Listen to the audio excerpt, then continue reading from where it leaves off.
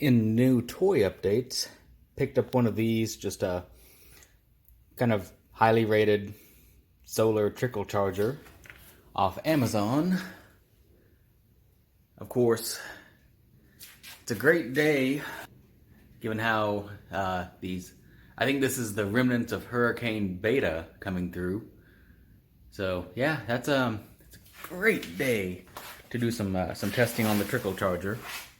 Just trying to make sure the battery doesn't go flat in the days, weeks, months. This thing could just be sitting here. And I don't know that the camera will pick it up. Probably not. There's a very dim green light on that sucker. So of course it's not really getting enough direct sunlight or even indirect. It's all cloudy and meh out there. But it is getting about 4 volts pushed to it right now. 3.8 to 4 volts when I checked with the old meter. So this will help me not have a dead battery if I end up having to move this aside for a while and go focus on other real life type stuff. There we go, little green light showing that it's actually working. Caution, inflexible. That sounds like a couple people I used to know.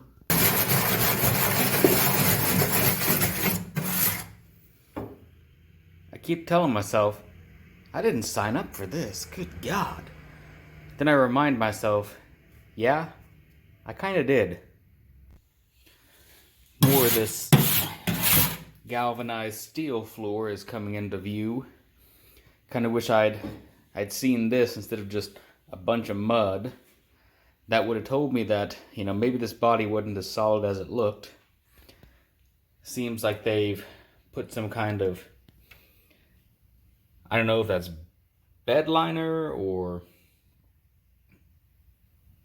seam sealer or what around these edges. So looks like maybe they replaced the floor. Maybe it rusted out in a few of the usual areas. And instead of welding it back, they kind of sealed it up and called it good because old Jeep or something. I don't know. It's all guessing at this point. Dusting out the old do-it-yourself center console here has got me wondering. Went over to the shelf.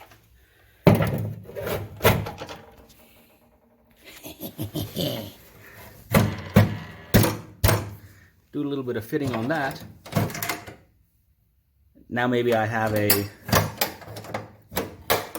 glove box or center console armrest combination piece there.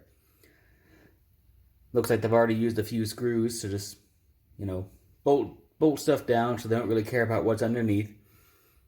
But I may take a page out of their book, shoot a couple of holes through that, put a couple of bolts through it with some rubber washers to maintain its weatherproofing. And that'll give me a little thing to put, well, not paracord, but, registration, proof of insurance, spare parts, etc. Nifty. Ooh, hey, I heard a high-pitched noise, and it got just a little bit brighter outside. The green light's even brighter. That might mean it's actually working. It's working! It's working! Do I hear the sound of a delivery truck? Yes, a few things arrived. This will help me bench bleed the master cylinder, which I have never done before, and don't really have one yet. Or do I? Yes. There's the master cylinder. Here's a new 90-degree brass fitting as well. Needed that. What else do we got here? Hey. Alright, new cables. Throttle and choke. I wish they were both black. One is black, one is brown. But the important thing to note here is that they move. Well, trying to do that one-handed and it's not really working so well, but they move. Also, one of them's. Not so much because I needed it, but I've been kind of wanting one of these for a while just to have around. And now I have a nice visual spark tester instead of grounding myself out and shocking myself, or my dad, accidentally. Sorry, Dad. Well, that's it for this one. Short episode. Blessedly short. More parts coming.